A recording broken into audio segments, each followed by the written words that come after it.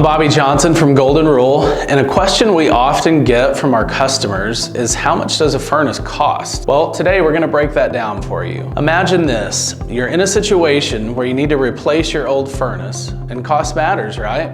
We hear you. We've split this video into 3 categories to show you what's out there and what you can expect to pay.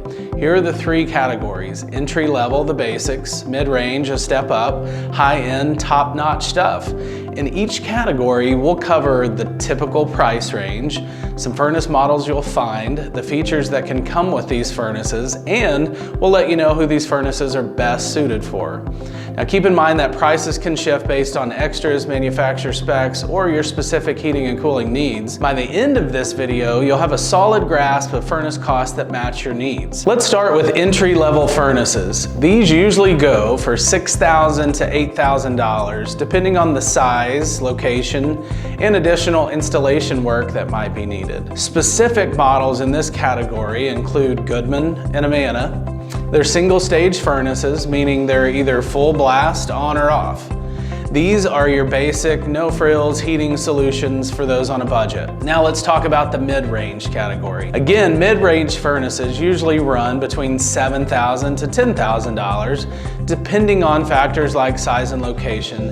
And models to look for here are the Carrier and Lennox brands. What's neat about mid-range furnaces is they come with a 2-stage gas valve. This means you can get 2 comfort levels, a low and a high heat, for more precise temperature control.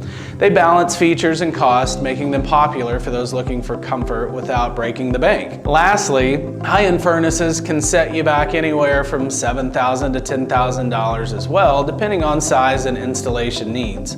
Models to look for here are by Ruud and American Standard. They fall into this category. High-end furnaces are loaded with features like modulating gas valves, variable speed blowers, and whisper quiet technology. They're super efficient, adjusting heat output from 40% to 100%, precisely matching your heating needs for that day.